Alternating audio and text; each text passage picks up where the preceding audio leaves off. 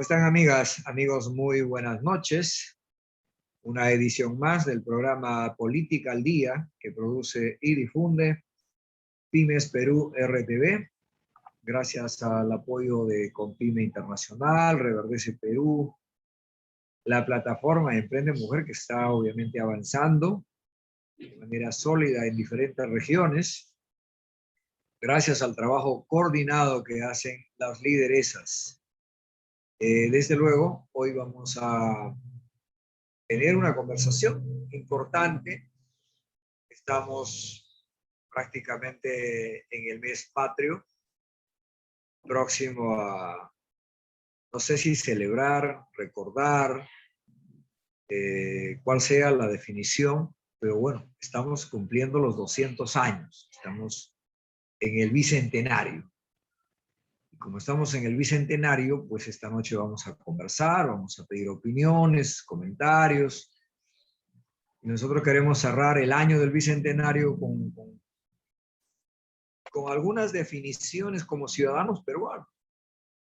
Partir por una parte de, valga la redundancia, de la responsabilidad que nos asiste a cada uno de nosotros, porque así como tenemos derechos, también tenemos responsabilidades. Y a veces nos quedamos solo en los derechos, solo en el efecto del reclamo, solo en el efecto de nuestros intereses, y no ingresamos a la responsabilidad que nos asiste como ciudadanos.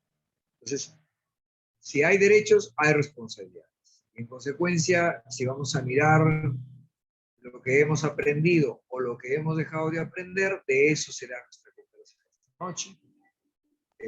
No sin antes saludar a la ingeniera René Rojas. ¿Cómo está, René? Buenas noches.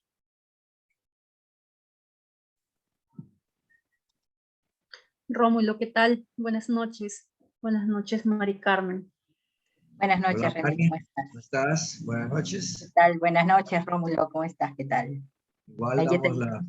tenemos a ¿Qué tal? nuestro invitado, el doctor Wilson Cachay, Rómulo. Sí, le damos la bienvenida, doctor Wilson, desde algún lugar de los Estados Unidos. Nos acompaña esta noche. ¿Cómo está, doctor? Contento de verlos, contento de sentirlos y felicitando por la perseverancia que ponen en Pymes TV, Pymes RTV Perú, y sigan adelante. Hay que seguir adelante.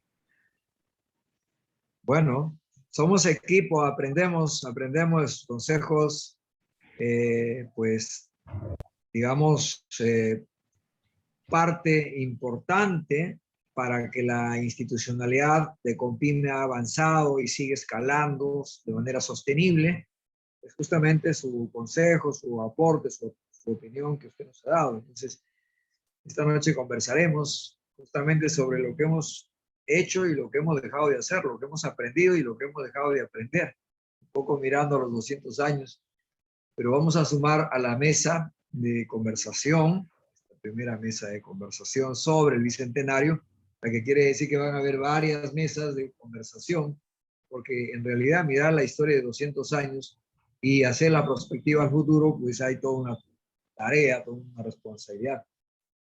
Vamos a darle la bienvenida al doctor Juan Carlos Matthews. Fue viceministro, como recordarán ustedes, de Industria, MIPES, en fin, con él hemos caminado en varios momentos y es otro de nuestros ilustres consejeros, amigo, y sobre todo muy identificado ciertamente con la tarea que venimos impulsando desde estos pequeños espacios, de estas tribunas, del Internet que hoy felizmente nos permite conversar y compartir con mucha gente que se conecta. ¿Cómo estás, Juan Carlos? Muy buenas noches. No, gracias, Rómulo, por tu introducción. Sabes que siempre un placer compartir contigo todos esos esfuerzos por aportar alito a nuestro lindo Perú. Y un saludo para todos los presentes aquí. Perfecto, perfecto. Bueno, yo quiero partir, antes de mirar la historia, con un punto que nos ha generado molestia seguramente a muchos, lo difundido hoy día en los medios de comunicación, Los Ángeles Negros, ¿no? Lo que se sabe presuntamente que era una banda que cobraba por las camas UCI, que es complicado realmente dar cuenta de estas notas, pero que no está de más decir, es parte seguramente de lo que tenemos que revisar en cuanto a nuestras conductas, nuestros comportamientos. Anoche teníamos un entrevistado que viene trabajando con el quechua que 55 años y nos traía a la memoria muchas cosas que hemos dejado de hacer y que pareciera que fueron muy buenas en la práctica incluso de los incas, ¿no? Vamos empezando entonces por los puntos de vista, cómo lo estamos viendo nuestro bicentenario, próximo a tener nuevo gobierno, próximo a despedir 200 años. A ver, ¿por dónde empezamos? Juan Carlos, a ver, empezamos contigo. ¿Cómo lo estás viendo?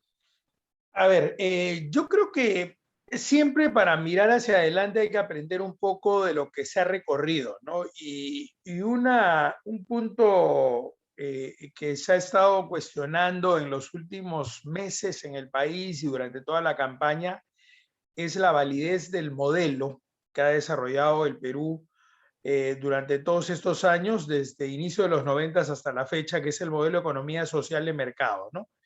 Yo en realidad siempre he sido un defensor de ese modelo, economía social de mercado, y creo que ha traído beneficios importantes a lo largo de estas 3 décadas en el país.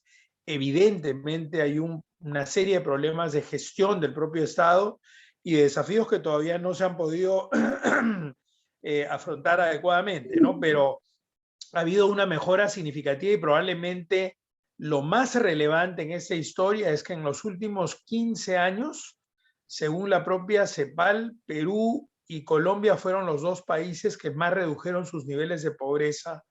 En comparación con el resto de América Latina, claramente aparecemos en la punta. Es decir, de 50.2% bajamos a 20 y algo, o sea, 30 puntos de reducción de la pobreza, lo que pone en evidencia que ese modelo sí funciona. Obviamente no es perfecto, obviamente hay un montón de desafíos que encarar, pero sí ha traído resultados positivos para el país. Y creo que esa es una primera reflexión que el nuevo gobierno debería tener en claro, más allá de los anuncios que han sido absolutamente contradictorios, digamos, con señales en una dirección y en otra, incluso contradicciones de los 2 candidatos en su momento, pero fuertemente en el caso del Partido Perú Libre, donde queda todavía la incertidumbre de cuál va a ser el marco general dentro del cual nos vamos a desarrollar, ¿no? Finalmente, cuando se habla de economía social de mercado, estamos simplemente poniendo en la siguiente posición. El Estado reconoce que el motor de desarrollo de la economía es el sector empresarial privado. Y bajo ese concepto, el Estado restringe su accionar principalmente a promover la actividad empresarial, a facilitar la actividad empresarial y, por supuesto, también a regularla. Y probablemente una de las áreas donde ha habido más fallas ha sido el tema de regulación, y por eso se han permitido situaciones de subvaluación, de dumping, de contrabando, que ha afectado fuertemente el mercado empresarial. O sea, obviamente esas son fallas a corregir, pero yo no invalidaría el modelo, ¿no? Entonces, como una primera intervención, yo pondría a la reflexión de todos la validez del modelo y la necesidad de ajustes, pero no de cambio de modelo. El hacer que el Estado juegue a empresario ya lo hemos aprendido en el Perú y en el resto del mundo, América Latina y del mundo en general. El Estado no se caracteriza por ser un buen empresario y en los 80s lo aprendimos fuertemente y derivó en un modelo que fue absolutamente nocivo para la sociedad. O sea, uno de los indicadores más claros que aterrizaron de ese planteamiento fue el tener una inflación que llegó en los 90 a 7.600%. O sea, multiplicar los precios por 700 y por supuesto que los salarios no se incrementaban ni lejos en algo similar. Por lo tanto, perdíamos capacidad de consumo, que es el impuesto más alto que paga la población con menor poder adquisitivo. Entonces, la preocupación que tengo es fundamentalmente con respecto al modelo, porque si hay una variante importante ahí y se castiga el desarrollo de la empresa privada con libertad, de hecho, el primer indicador que nos va a afectar es el empleo. Y ya habíamos perdido hasta 3 millones de puestos de trabajo producto de la pandemia, se logró recuperar parte de eso, pero la recuperación del empleo no se esperaba ni en el escenario más optimista del 2021, se esperaba para el segundo semestre del 2022. Ahora hay una tremenda interrogante al respecto, y eso es lo que más podría golpear a todos los peruanos. O sea, yo entiendo la alegría de muchos de respaldar la posición de Perú Libre, y todos como peruanos lo que queremos es que sea un gobierno que haga las cosas bien y tal, pero ese es un punto de preocupación de partida que me permito poner sobre la mesa, ¿no? Ciertamente ahí la preocupación es latente cuando tenemos una sociedad global, vivimos un mundo global, con TLCs, con internet, con tecnología, al final estamos globalizados, sí o sí. Y lo que nos exige es competitividad. ¿Cómo lo ve, doctor Wilson Cachay? ¿Cuál es su lectura? Estamos en esta de dar cuenta de 200 años, mirar la historia. Ciertamente han habido crisis, incluso de salud también, ¿no? En 1896 la viruela, y bueno, han habido el cólera, han habido momentos, crisis de salud, crisis económica, hemos pasado. ¿Cómo lo ve, doctor Wilson? Ahora ya en un escenario entre lo histórico y el presente y hacia el futuro. Sí, como decían Juan Carlos y tú, este es un momento que nos invita, que nos desafía a reflexionar, a ver el pasado, el presente, a aprender, a desaprender, a poner de manifiesto todas las capacidades y potenciales de una sociedad organizada que ha pasado pues, a lo largo de 200 años por diferentes regímenes, por diferentes constituciones. Más o menos son 17 o 18 constituciones, por diferentes cambios de moneda, por diferentes políticas, por diferencias sociales, movimientos sociales. Entonces, la historia es un buen vehículo para ayudarnos a mirar el pasado, ver los puntos claves, las palancas de desarrollo, los errores, los horrores, pero especialmente para hacer un punto de partida, ¿no? Rómulo diría un punto de quiebre, ¿no? Con lo que no debemos volver a repetir. Entonces, para mí el bicentenario me lleva a sacar un punto de quiebre sobre lo cual yo no quisiera para mi país. Yo no quisiera un país de injusticia, un país de discriminación, no quisiera un país aislado, no quisiera un país estancado, no quisiera un país rezagado. Yo quisiera que nuestro Perú sea un Perú unido, un Perú integrado, un Perú convencido que estamos en un mundo global, en un mundo competitivo, pero tampoco quisiera un país que desconozca su identidad. Creo que los 200 años nos ponen de manifiesto para hinchar este pechito de que nos sentimos orgullosos de qué. Orgullosos de que ni el COVID, ni la pandemia, ni la violencia, ni los antis podrán frenar el desarrollo de Perú. Los peruanos tenemos un corazón aguerrido, los emprendedores tenemos garra, y los esfuerzos por unir emprendimientos del campo a la ciudad a través de Compime y los diversos amigos que tenemos en el mundo son una oportunidad para recoger las mejores prácticas.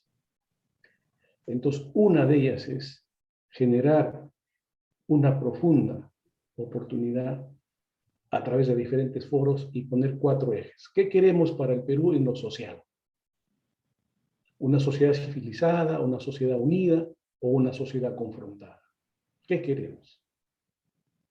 Que los jóvenes se respondan, que los adultos se respondan, que los obreros, los empleados, los empresarios respondan. ¿Qué queremos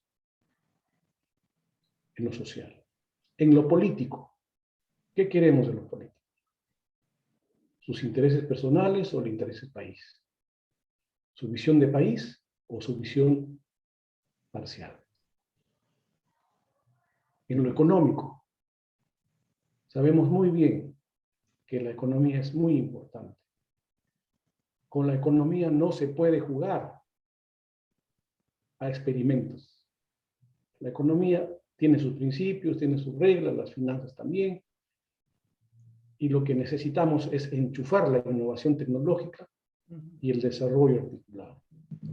Entonces, queridos amigos, yo coincido que estamos viviendo un momento crucial en el Perú, con un gobierno que ha llegado a tomar posición, va a llegar a tomar posición, y creo que nos representa o no, nos legitima o no, hay que reconocer que ese es el gobierno que ha declarado el Jurado Nacional de Elecciones. La historia nos dirá qué pasa. Pero yo lo que creo es que el Bicentenario nos desafía a cortar con todas aquellas malas prácticas que han generado retraso, que han generado injusticia, que han sido una rémora para el desarrollo del Perú y de los peruanos. Ayer nomás, para decir una frase civilina, las mujeres no tenían voto, ahora la tienen.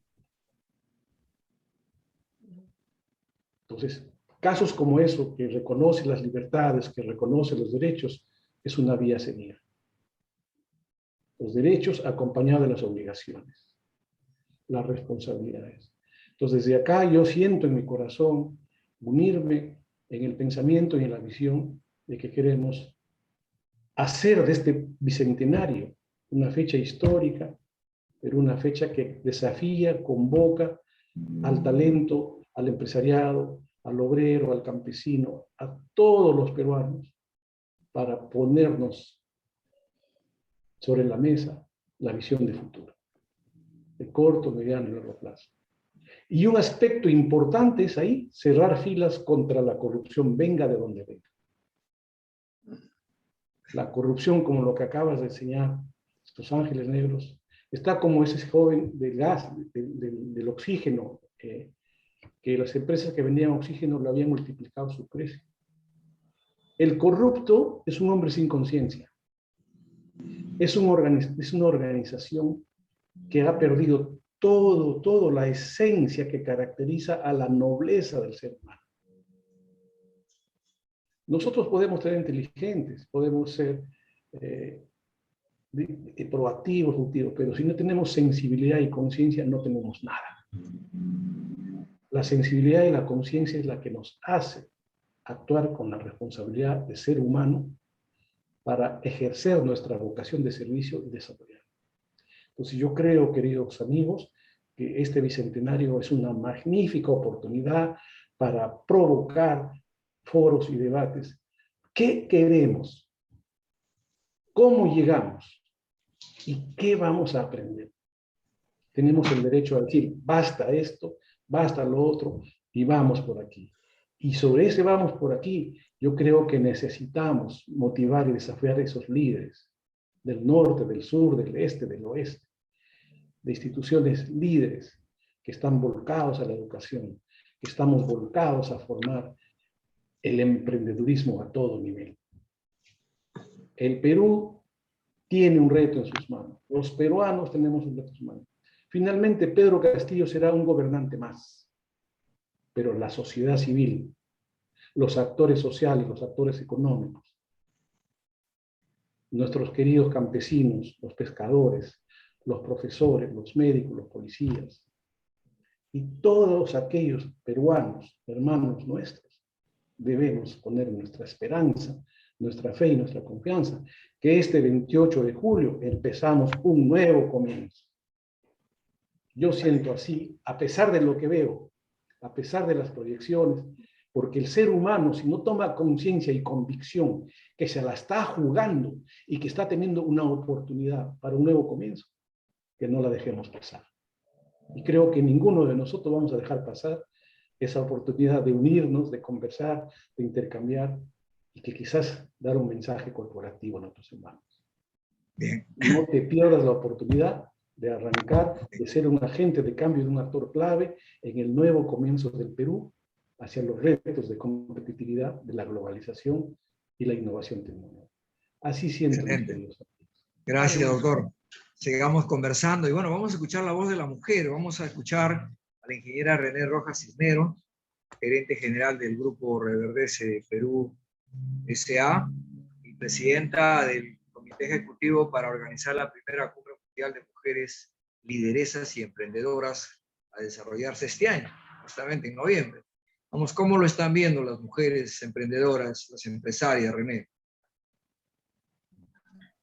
Tal, Rómulo. Buenas noches al doctor Wilson Cachay, un gusto saludarlo, verlo, al doctor Juan Carlos Matius. Y en realidad, nosotras tenemos que seguir para adelante, tenemos que seguir con nuestros emprendimientos, y como lo dijo el doctor Wilson, pues, con mucho optimismo, y esta es una oportunidad para nosotros, a pesar de lo que podamos sentir o avisorar, ¿no? Sin ser negativos, pero es lo que nos están mostrando desde un inicio. Creo que llegamos a un bicentenario con mucha incertidumbre, con mucha polarización, cuando ya estábamos sanando heridas de la guerra interna que tuvimos en la década de los 80, cuando ya estábamos limando esas asperezas, cuando ya no habían esas diferencias tan grandes, cuando ya por ese motivo millones de personas del interior llegamos a Lima buscando oportunidades, y ahora nos han dividido, ¿no?, entre los de Lima y el interior, cuando creo que el 70% de la población limeña somos provenientes del interior del país y conocemos la realidad de los pueblos del interior, ¿no? Nosotros, como dijo el doctor Juan Carlos Matius, la política económica de los 90 ha sido la que nos ha sacado adelante, la que nos ha permitido generar emprendimientos, la flexibilización de ciertas normas para las MIPES, ¿no?, ha permitido que podamos seguir adelante, porque anteriormente se tenían las normas igual para todos, pequeña empresa, gran empresa, tributábamos y nos exigían exactamente igual, ¿no? Ahora tenemos régimen MIPE, que es totalmente diferente y nos permite crecer poco a poco. Esperamos realmente que eso se mantenga, que miremos hacia adelante. Muchas veces los gobernantes quieren ver los defectos de las personas que le han precedido, y no se enfocan en ver lo bueno que ellos han generado y continuar con esas cosas buenas, ¿no? Siempre mirando qué hizo, me tomó 2 años persiguiendo al que estuvo antes y perdí valioso tiempo a trabajar para lo que me han elegido, ¿no? Nosotros elegimos para que ellos puedan dirigir un país y deberían sentirse honrados de hacerlo, pero lamentablemente no es así. Como dijo el doctor Wilson, deberían dejar de lado los intereses personales y hacer, como repito, sentirse honrados, ¿no? Y tampoco, pues, ponerse un chaleco de que no son corruptos. La corrupción no es inherente a un partido político, no es inherente a grupos. Esto está en las personas, ¿no? Y ahí es donde se tiene que trabajar en la moral de las personas, ¿no? Entonces nosotros esperamos, estamos a través de Compim Internacional y la plataforma Emprende Mujer haciendo los cafés virtuales todos los martes a las 8 de la mañana, ¿no? Y también otras los sábados. La región Cajamarca lo está haciendo a las 5 de la tarde. Tacna lo está haciendo una vez al mes, los viernes a las 7 de la noche. Y vamos sumando y haciendo que se multiplique, que hagamos el bien, que actuemos de buena fe, que emprendamos con honradez, con optimismo, con valores, que es eso lo que nosotros vamos a dejar a nuestros hijos, ¿no? Y tenemos también una gran responsabilidad, no solamente con nuestros hijos, sino también con nuestros trabajadores, que es lo que debemos transmitirles, que ellos también nos siguen. Entonces, creo yo, como dijo el doctor Wilson, es una gran oportunidad. Seamos nosotros ese motor que empuje a nuestro país hacia adelante, ¿no? Veamos un bicentenario con muchísimo optimismo, y seguramente las cosas que no son tan buenas van a quedar atrás, porque creo que la buena voluntad y lo que podamos hacer va a ser mucho más grande. Muchas gracias, René. Seguimos conversando. Vamos ahora a darle la palabra a la conductora de Educación y Tecnología, dedicada a la investigación, a la ciencia, a María del Carmen. ¿Cuál es tu opinión desde el lado de la investigación, desde el lado de la academia? Buenas noches, doctor Matthews, doctor Cachay, compañeros. Un honor tenerlos aquí. Los he escuchado con mucha atención, con mucho detalle, y coincido con ustedes. O sea, esta es una oportunidad, dado el bicentenario y dada la pandemia también, es una oportunidad para dar un salto en la tecnología. Lo hemos estado haciendo desde nuestro sitio, tratando de capacitar a las emprendedoras al uso de la tecnología. Hemos visto también, hemos traído como invitados a gente de San Marcos que han ganado premios mundiales. Tenemos grandes valores aquí, no solo en San Marcos, pero San Marcos es una de las que tiene premios mundiales en lo que es el Internet de las cosas, en lo que es el blockchain, en lo que es la Big Data, en lo que es la nube, en lo que son tecnologías modernas, y estamos abocados con Rómulo a hacer, digamos, una articulación entre la academia, las empresas y, ¿por qué no?, con el Estado. Yo lo veo esto como una oportunidad muy interesante. Necesitamos de repente un apoyo, una palanquita ahí que nos haga hacer esos convenios con las universidades para dar un gran salto tecnológico. En San Marcos hay profesores que han hecho cursos, talleres virtuales y los tienen a disposición en todo lo que son talleres para la transformación digital, tanto para MIPES como para educadores, como para todo tipo de profesiones. Entonces yo lo veo esto como una oportunidad. Bien, desde luego estamos prácticamente a pocos días al cambio de mando, nuevo presidente, un nuevo gabinete. Todavía no conocemos oficialmente quiénes van a integrar, y desde luego nosotros tenemos que seguir haciendo empresas, seguir generando empleo, pero tenemos una responsabilidad, y es la responsabilidad de cuidar, de velar, de informar, de guiar, etc. Para hablar justamente de qué pasos deberíamos de dar con la experiencia del doctor Juan Carlos Matthews, el doctor Cachay, de cada una de ustedes, las damas.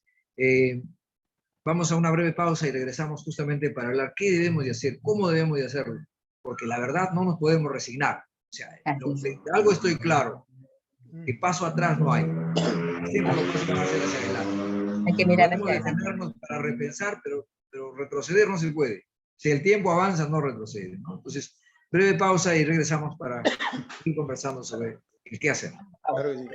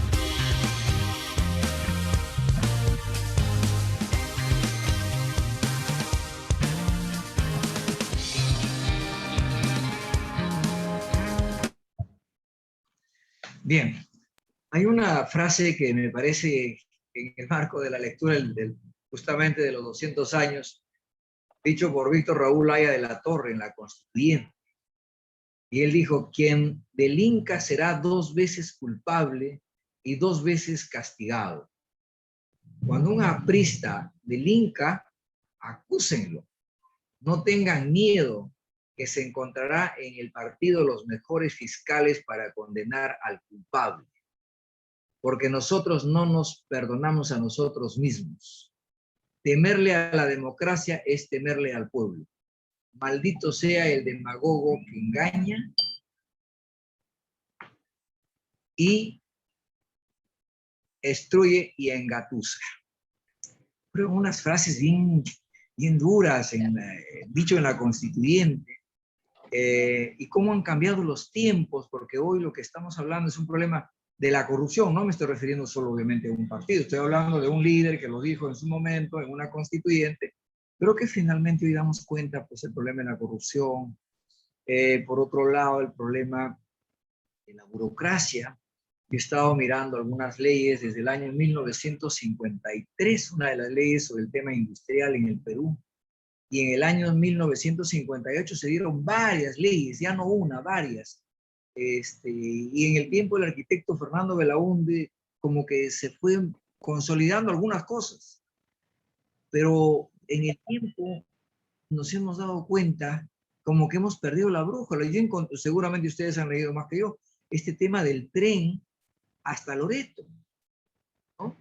El proyecto de Tacna, o sea, el tema de los trenes, el tema de las IRSAs, por ejemplo, la interoceánica, la IRSA Norte, la IRSA Sur, el centro, que fue planteado en la época de Juan Velasco Alvarado. Y curiosamente, e irónico, digo, porque he estado sentado hace 2 o 3 semanas atrás con el alcalde de Satipo, que lograron que este último congreso lo pusiera en la vitrina para darle viabilidad hacia Brasil, y de repente, en unos días, termina en las rejas, como cabeza de una banda delincuencial. Entonces, ¿cómo se lee y qué debemos de hacer de aquí para adelante? Porque la economía obedece a varias cosas. Obedece a normas, obedece a comportamientos, en realidad obedece a actitudes de políticos. Juan Carlos, ¿cómo lo miras tú nuestro escenario? ¿Por dónde hay que fortalecernos? A ver, en primer lugar quisiera relevar cada una de las palabras de Wilson en el arranque, de René con esa experiencia de algo que tiene que mostrarse y tiene que haber un efecto de demostración sobre la experiencia empresarial, y de las palabras de Mari Carmen también, ¿no? Y yo rescato un poco de lo que acabas de mencionar, Rómulo, la palabrita brújula. ¿Por qué? Porque esto, como bien comentaron los tres, significa un espacio de oportunidad, pero es oportunidad dependiendo de qué tan claro tengamos cuál es nuestro norte.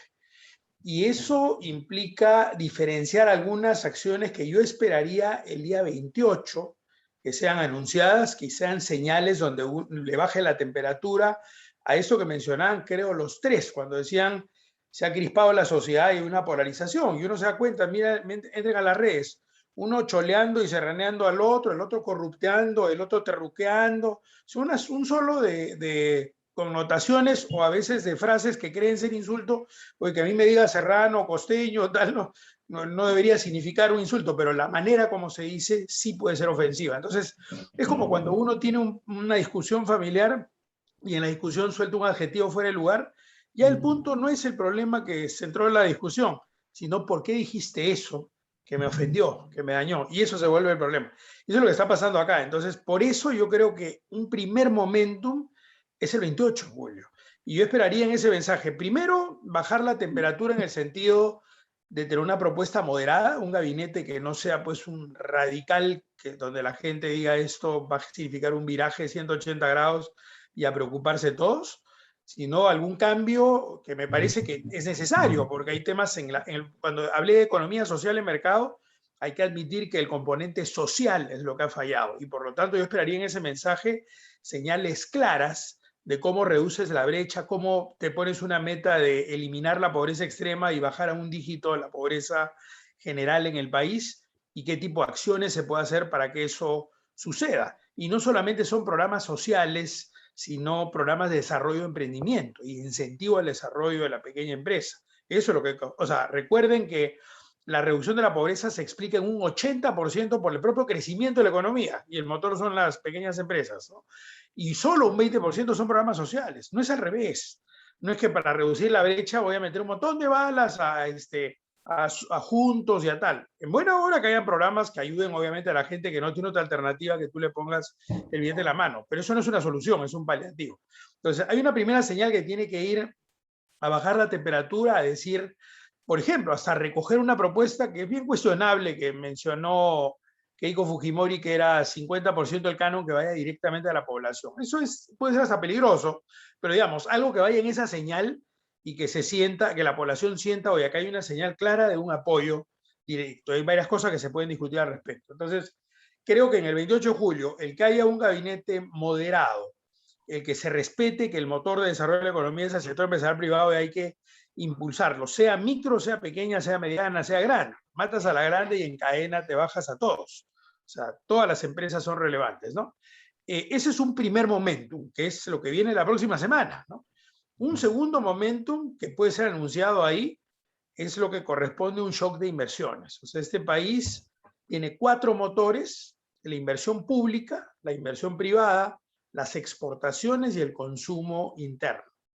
Entre la inversión pública y privada hay que tener en cuenta que 80% es privada, solo 20% es pública, ¿no? Y cayó, producto de la pandemia, 28% la inversión. Es un montón, ¿eh? 28% es matarte 2 de los motores principales de una manera dramática. Las exportaciones, que habían crecido de una manera espectacular, producto de los 21 TLCs, donde en el agro, por ejemplo, estamos marcando la hora en el planeta, somos un referente en el crecimiento del exportador, cayó 13% producto de la pandemia. Y el consumo interno, que pesa 65% del PBI, cayó 8%. O sea, los 4 motores se nos vinieron abajo. Y los 4 motores está previsto que se reactiven en el 2021. A diferencia de otras recesiones, que hemos tenido la segunda recesión más fuerte de toda América Latina. El único país que tuvo una recesión peor fue Venezuela, con 25%, Perú ha tenido 11.2%, que es un drama, es fortísimo, ¿no? Y a diferencia de lo que pasó con las otras recesiones de los 80s y antes, acá la recuperación está siendo al año siguiente, el 2021. Y encima tenemos un 2021 donde como nunca se está marcando un horizonte largo, no de 1 o 2 años, largo, de décadas, donde el precio del cobre va a estar espectacular. Las industrias se están orientando al consumo del cobre, principalmente la industria automotriz en el mundo, y eso favorece al Perú. Nos gusta o no nos gusta reconocerlo, somos un país minero, pues 60% de lo que Perú exporta son minerales. Y que te digan que los precios de los metales y particularmente el cobre van a subir, significa caja para el Perú. Podríamos hoy día estar saltando en un pie y ojalá después del 28 de julio, digamos, saltemos en un pie. Puede ser un momento en que si se hacen las cosas bien, vas a tener recursos para hacerlo. Yo, obviamente, me pongo los zapatos de Pedro Castillo y pensaría cómo inyecto confianza por el lado empresarial de todas maneras, y eso es un tema que sí me preocupa que no se haga, y por el otro lado de programas de soporte social para ir reduciendo esa brecha. Pero la señal tiene que sentirse así. Acá hay ricos y acá hay pobres. ¿Cómo hago que los pobres suban? No cómo hago que los ricos bajen. Es como alguien ponía como meme. Entonces, porque soy feo, me debo quejar de que Brad Pitt sea bonito. Porque, o sea, no tiene sentido que castigue al rico o castigue al bonito porque yo soy feo o soy pobre, ¿no? Sino cómo logro, en el chiste de la belleza y en la realidad, cómo logro dejar de ser pobre y que mi emprendimiento sea apoyado y que pronto sea una empresa no micro, sino pequeña, con proyección a volverme una mediana, ¿no? Y lo tercero es un horizonte más desafiante todavía, que corresponde a lo que se llaman las reformas de segunda generación. Pero uno tiene reformas desde los 90. Y cuando hablamos de reformas de segunda generación, estamos hablando de educación, de salud, de infraestructura, ciencia y tecnología e institucionalidad. Si uno mira el ranking mundial de competitividad, esas son las 5. De los 12 pilares que se muestran ahí, esas son las 5 áreas donde Perú está rezagado. Y ahí tenemos los grandes desafíos. Eso no son cambios para mañana. O sea, si yo fuera ministro de Educación y genero cambios o reformas trascendentales en la educación, soy consciente de que nadie me va a elegir en la siguiente. Esos cambios se van a sentir de acá a 8 o 10 años donde salga una generación diferente, ¿no? Y por consiguiente son reformas donde no hay una apuesta por rédito político de corto plazo, sino cambios trascendentales a futuro. Y ojo que en institucionalidad estamos hablando de desconfianza del Poder Judicial, altos niveles de corrupción, lo que se acaba de mencionar acá en la mesa, ¿no? Y ojo, yo en términos generales, en mi vida en general, y lo he mencionado en varias oportunidades, siempre he sido más creyente de la zanahoria que del garrote. O sea, si yo he tenido equipo de trabajo, he preferido decirle, si logramos la meta, tienes un bono, tienes un plus, en lugar de decirle, no llegas a la meta y te voto y no te renuevo el contrato. O sea, yo no juego al susto, sino al incentivo, ¿no? Sin embargo, no soy tonto como para no darme cuenta que la sanción también funciona, ¿no? Y mírenlo acá, o sea, siempre he puesto los ejemplos más mundanos para que se note con facilidad. Yo tomo un taxi a La Molina, de La Molina al aeropuerto, y todo el trayecto, el taxi se pasa todas las luces rojas, agarra al auxiliar, se saltea el peaje, tiene sus rutas y tal y tal. Se surre todo, llega al Callao y es un caballerito. ¿Por qué? Porque simplemente en el Callao no hay forma de negociar, te toman la foto, te ponen las multas, y no la pasas, te quitan el carro, se acabó el cuento. Y nadie pasa, si dicen 60 kilómetros, hace 61, te cae la papeleta. No hay tolerancia. ¿Con quién vas a discutir? Con la pantalla. Entonces, las sanciones también funcionan. Y por eso, en el tema de corrupción, yo rescataría el concepto puesto en la mesa de doble castigo que tú has puesto, Rómulo, hace un rato, porque miren lo que pasa en la experiencia de Singapur, y no con eso quiero decir que lo copiemos porque violaríamos la Constitución. Pero en Singapur tú tiras un chicle a la calle y la multa es $50. Está prohibido eso, ¿no? Si robo algo, por más que fueran $15 en una bodega, o $10 o 5, la pena es absolutamente drástica. Cuando digo la pena absolutamente drástica, estoy diciendo te cortan la mano.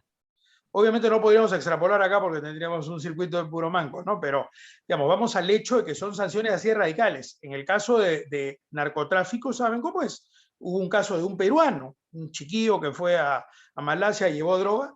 Si tú llevas, creo que era 100 la diferencia. Si tienes hasta 99 gramos, es considerado consumo y está penado, te vas 7 años a la cárcel. Y es una de las peores cárceles del planeta. Si tienes 100 gramos, la horca es el castigo, ¿no? Y así termina la historia, a la horca, y cero posibilidad de corrupción. Entonces, eso explica por qué en Singapur, en total, hay 118 presos. Esa es la totalidad de presos que existe ahí. Y supongo que todos serán extranjeros. A nadie se le ocurriría delinquir si sabes que eso es lo que te va a pasar. Y no hay margen de negociación. Repito, no digo que eso lo extrapolemos acá y violarías hasta la Constitución, derechos humanos, todo lo que quieras.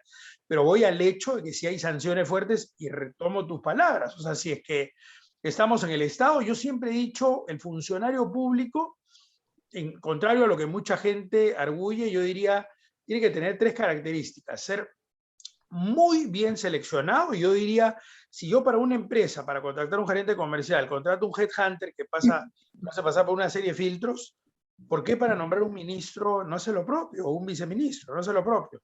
No es que sea el amigo de o el referido de. Si el presidente tiene un referido, perfecto, que lo ponga, que siga el proceso. Pero que esta seleccionadora le ponga una terna que lo han expulgado desde su honor, su honorabilidad, su capacidad, su recorrido, su experiencia, todo. Y digan, esos 3 cumplen con todo. La decisión de cuáles los 3 lo define el señor presidente. Número 1, muy bien seleccionado. Número 2, bien remunerado, como como consecuencia de eso, bien remunerado. Yo digo, ten tranquilo, un funcionario alto nivel que le dedique las 24/7 a la tarea del Estado y no esté pensando cómo se recursea por fuera o de mala manera a recursearse ese ingreso. Y tercero, súper bien sancionado. Lo que tú decías, yo cometo un delito siendo un ciudadano cualquiera, la pena es 4 años de cárcel. Para ese funcionario público, sea yo o quien fuera, 8 años de cárcel, porque encima me paga el Estado de los tributos de todos los que trabajamos. Son 3 características que creo que deberían contemplarse ahí también. Entonces, yo diferencio esos niveles, digamos, lo inmediato, que lo esperaría la próxima semana, lo de corto y mediano plazo, que viene a ser esas acciones, un shock de inversiones, por ejemplo, que dé una señal clara de reactivación. Y ojo, si no asumimos que la inversión privada es fundamental, tenemos desinflado uno de los motores principales que hoy día, por supuesto, está parado, porque nadie se le ocurriría invertir si no tiene las reglas claras. Si yo soy un minero, ¿cómo se me ocurriría poner un centavo si me estás diciendo que me vas a cambiar las reglas de juego en pleno partido? si estoy en petroquímica, en gas, en educación. He tenido mensajes donde hay que tener aclaraciones muy, muy precisas ahí. Y lo tercero era lo que decía la reforma de segunda generación, que son los cambios no para ahora, sino para los siguientes 5, 10, 15 años, ¿no? Por ahí haría la diferencia, recogiendo esa palabra de brújula que tú mencionabas, Rob. Excelente.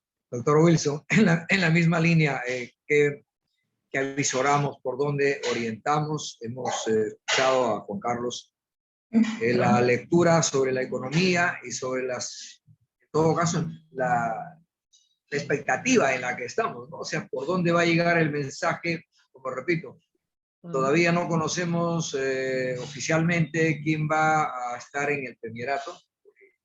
Algunos indicadores nos daría si por lo menos empezamos a ver quién va a la cabeza en Correcto. En el premierato, en el MEF, en Cancillería. Todos son todavía rumores, ¿no? Todos son redes sociales, pero oficialmente todavía no. Doctor Wilson. Sí, yo estoy de acuerdo con lo manifestado, pero yo quisiera un poco, como no conocemos o se ve quiénes podrían ser, yo que sí quisiera interpretar la perspectiva de lo que espera el peruano de a pie, el peruano emprendedor, el peruano empresario, el peruano profesional. ¿Qué espera el peruano de este nuevo tiempo del Bicentenario, del presidente que toma el mando del Perú al Bicentenario? ¿Qué esperamos los peruanos? ¿Un shock de qué? ¿Shock de inversiones? Obviamente que sí. Pero un shock de autoestima, un shock de unidad, un shock de reconciliación. Ni en las peores épocas del terrorismo, el narcotráfico, la inflación, hemos vivido semejante polarización. ¿Vamos a vivir así?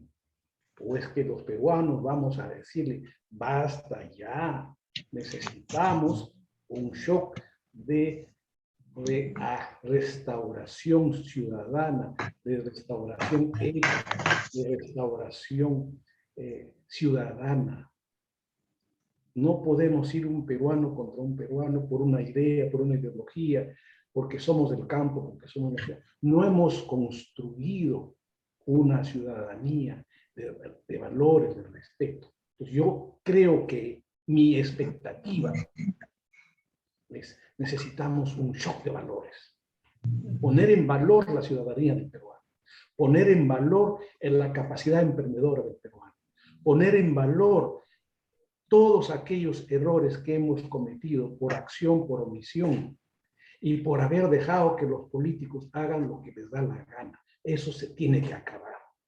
La ciudadanía tiene que tomar conciencia social que ahora su voto no solamente vale los días de las elecciones. Su voto lo convierte en veedor ciudadano. Su DNI es el password para certificar por las redes sociales con qué estoy de acuerdo y con qué no estoy de acuerdo.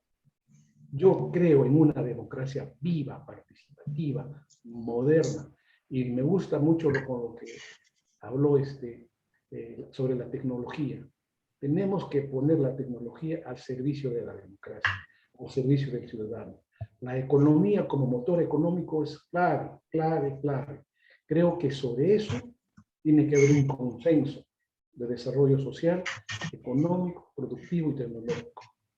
Pero donde no debe haber ninguna duda, ningún tipo de polémica, es ¿qué hago con mis niños que han estado guardados año y medio sentados frente a un televisor o una pantalla como estamos ahora? Esos niños ya no tienen salud emocional, ya no tienen esa interacción, ese desarrollo de facultades, de expresarse, de motivarse, de animarse. Nuestros jóvenes, nuestros adultos mayores. O sea, no debemos perder de vista que los ciudadanos debemos empujar este motor de la restauración del ciudadano, de la restauración de las comunidades prudentes, tolerantes, donde el diálogo es la mejor bandera, donde la concertación es el desafío. Y en cuanto a esta polarización tenemos que poner un punto de quiebre. Yo no sé por qué se ha exacerbado a un nivel extremo la disputa política, ideológica, como que si fuera una guerra entre nosotros. Yo me siento responsablemente por elección. Este año a mí me ha tocado un dolor muy fuerte. Mi papá, mi mamá, mi hermana murieron por el COVID. Eso lo tenía como justificación, como excusa de haberme apartado de esta contienda, porque siempre me gustaba influir. Pero gracias a Rómulo y amigos que me sacan de mi zona de dolor y me ponen en un punto de quiebre para decir hacia dónde vamos, hacia dónde queremos ir. Ser convidados de piedra, furgón de cola de las ideologías políticas y de los partidos, o los ciudadanos asumimos una conciencia social y decimos, este es el Perú que yo quiero, esta es la economía que me mueve, y este es el desarrollo para mis nuevas generaciones. 35% de jóvenes estudiando gracias a instituciones que sí han estado a la altura del desafío tecnológico, llevando teleeducación. Pero nuestros niños, nuestros jóvenes del Perú profundo no tienen eso por falta de internet. Entonces hay que empezar por abrir la tecnología al servicio del ciudadano, a abrir la economía al servicio del ciudadano, el ciudadano en el centro. Todas las empresas se jactan de poner al cliente como el centro de su desarrollo. El Estado y los políticos tienen que poner al ciudadano como centro. Ese ciudadano, como decía Juan Carlos, necesita educación, salud, justicia, vivienda, pero necesita oportunidades para crecer y desarrollar. Necesita reglas de juego. Entonces, yo creo que esperamos un mensaje conciliador, restaurador de la unidad, claro, hacia dónde quiere llevar el Perú. Tiene que ponerse las cartas sobre la mesa. Es, como decía, es un mensaje en el cual se va a ver qué es lo que quiere hacer con esta representatividad que le ha dado el Jurado Nacional de Elecciones a don Pedro José Castillo Terrones, que viene de Cajamarca, es paisano de Rómulo. ¿Tú eres de Cajamarca, no, Rómulo? No. Correcto, doctor. Tu paisano. Entonces, Bien, entonces. viene a asumir una responsabilidad ante todos. Es el presidente de todos los peruanos. Y entonces tiene que levantar la peruanidad, la ciudadanía. Yo no sé, yo no estoy muy inquieto de saber cómo están las relaciones humanas entre los jóvenes, los empresarios. Yo, sinceramente, lo que he pasado a mí me ha desafiado más, me ha roto más, para soñar con un Perú más humano, un humano más humano, humanizar la política, desarrollar la economía, el rostro humano de la economía, el rostro humano de la política, el rostro humano de la tecnología, el rostro humano. Mira, entre nosotros en este momento estamos expresándonos libremente, sin confrontar, ilusionándonos, motivándonos, contagiándonos, yo valorando lo que dice Juan Carlos, aprendiendo. Ese es el modelo a seguir. Basta ya. Acá sí, Rómulo, yo le diría, le metemos un punto de quiebre a la lucha absurda, mezquina, por intereses entre peruanos. Los peruanos tenemos que tomar una decisión. Vamos juntos a hacer un Perú grande, unido, integrado, competitivo, y a decirle a la clase política, a la clase gobernante, ojo, ya sabemos, peor que esto no vamos a estar. Así que estemos alertas y vigilantes,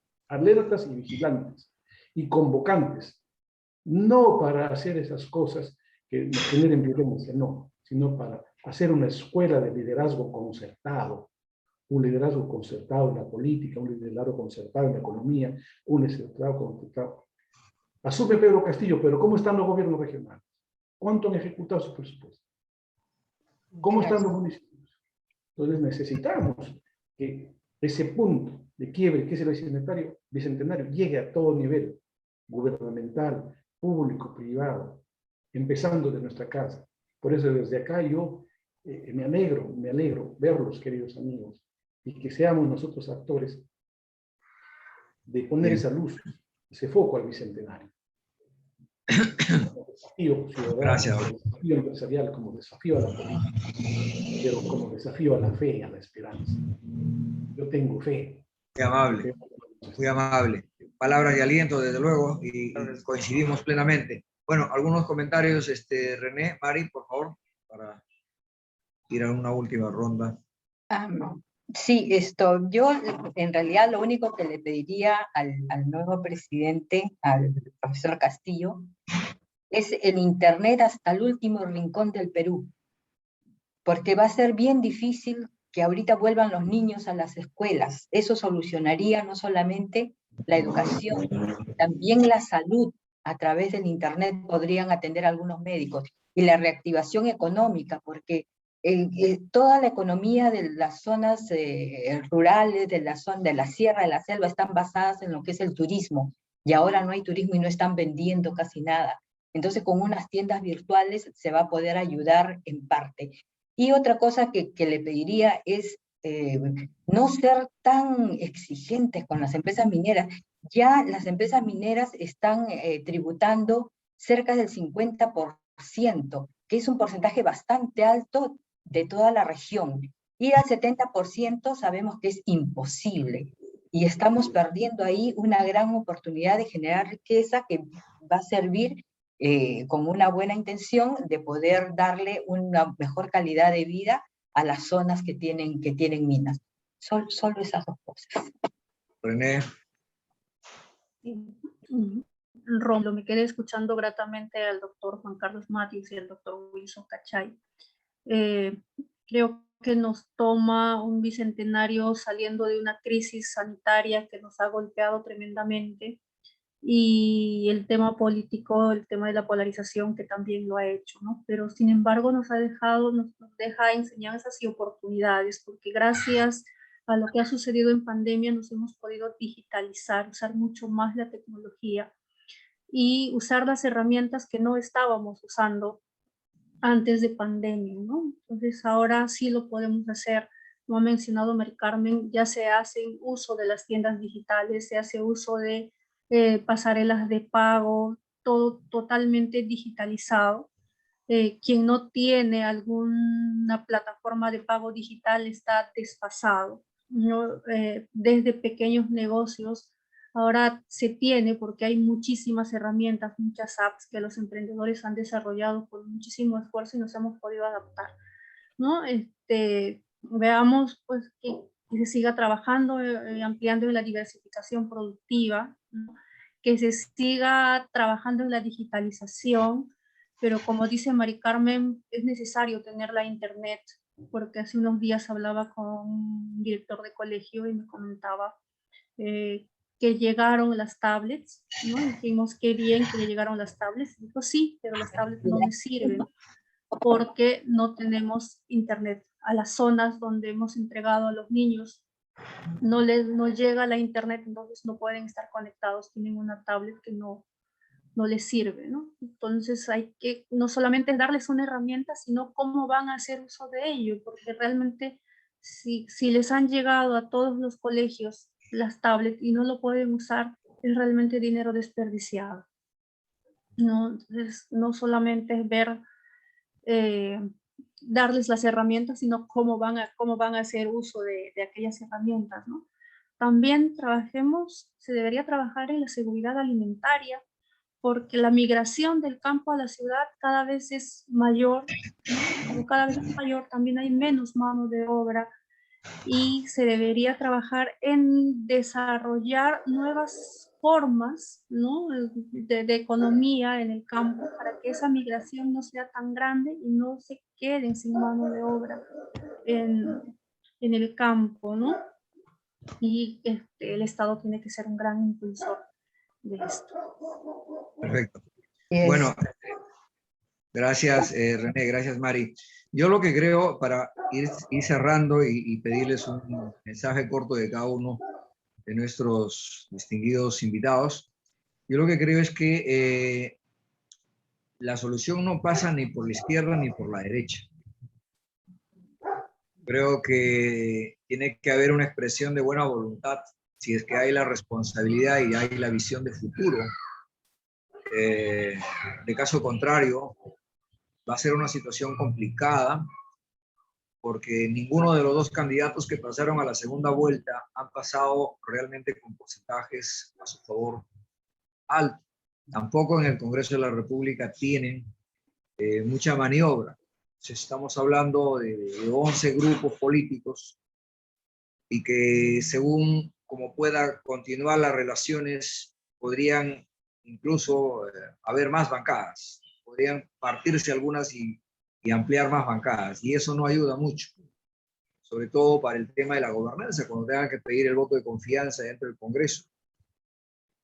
Y si la intención quiere acelerarse por el lado de una nueva constitución, sería el camino más equivocado, porque la urgencia que tiene nuestro país es el tema de la salud, es el tema de la educación, es el tema de la reactivación económica. O sea, la caída económica no se va a levantar con medidas sociales, como bien ha dicho Juan Carlos. Este es un tema que tiene que ver una acción, es decir, es ponerle combustible al motor para que funcione, pero ese motor tiene que estar conducido, o sea, tiene que tener conductores, y los conductores son los empresarios, los emprendedores de los diferentes tamaños. Ahora, yo sí creo que debe haber un tema de sinceramiento tributario para llevar a la formalización, para llevar hacia la productividad y la competitividad. Se debe simplificar procesos, se debe mejorar la digitalización, se debe priorizar sectores, se debe mapear, se debe tener una perspectiva muy rápida para saber si es el arándano la que debemos de impulsar, o es el limón, o es la biodiversidad, o es la industria textil. Es decir, tener el mapa por dónde pueden ser los pilares que pueden generar en el menor plazo economía, pero una economía que finalmente se convierte en sostenible. No es una economía volátil, de ir y vuelta, de comprar en la mañana y vender en la tarde y mañana no lo tienes. Entonces necesitamos una economía sostenible.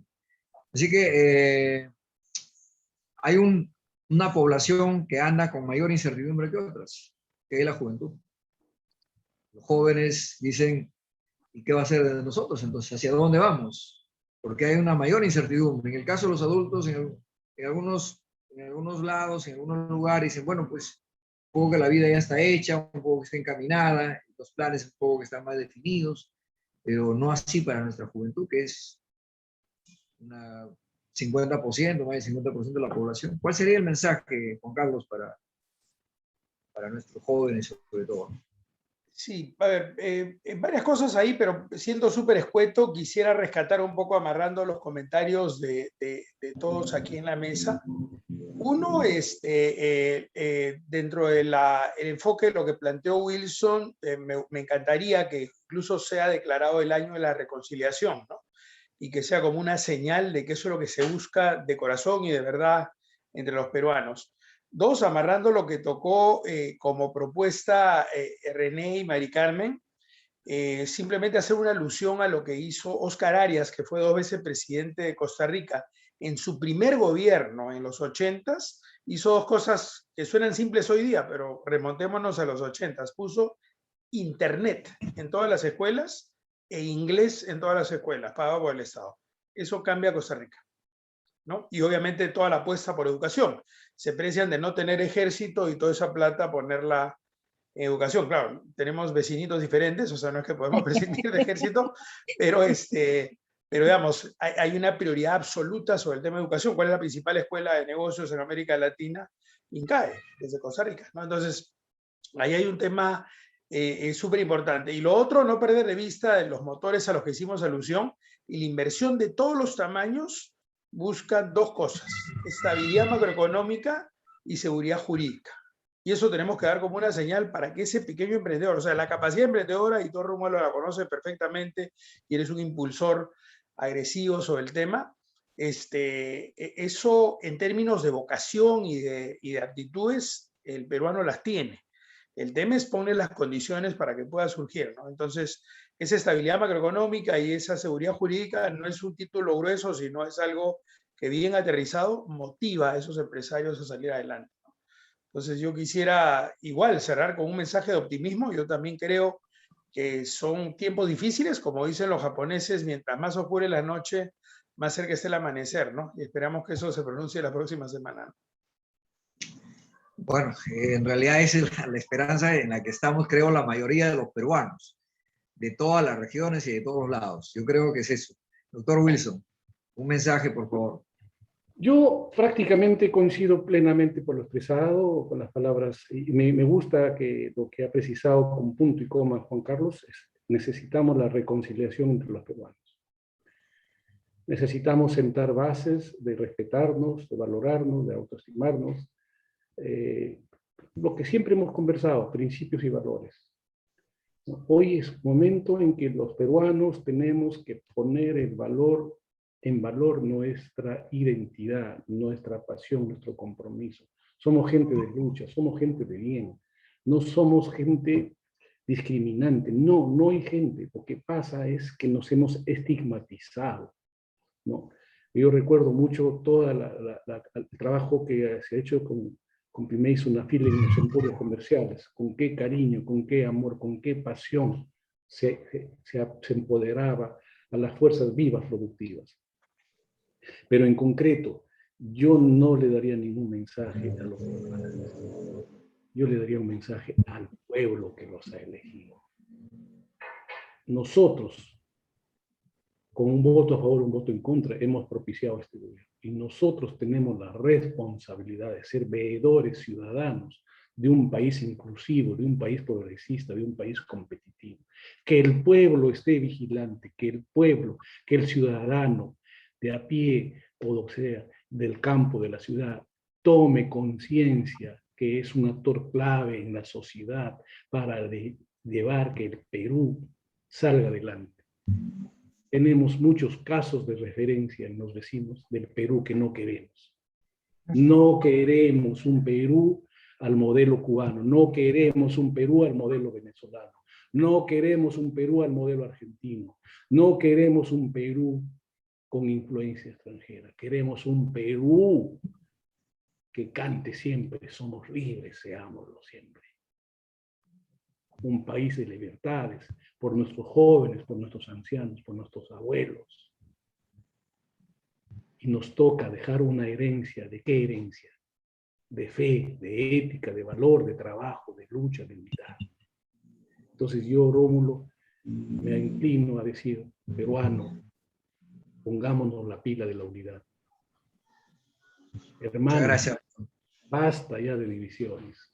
Démonos la oportunidad y juguémonos por el Perú como un gran equipo. Necesitamos ese líder. Juan Carlos, por favor, desde la Escuela de Liderazgo, donde tú siempre te he visto hablando, ¿dónde está ese líder que, como Moisés, nos va a decir: por acá hay que ir, a cruzar ese mar rojo, a que se abra el mar y lleguemos a buen puerto, mi hermano? Le pido a Dios que tenga compasión y misericordia de este momento y nos mande lideresas como René, como María, para sumar.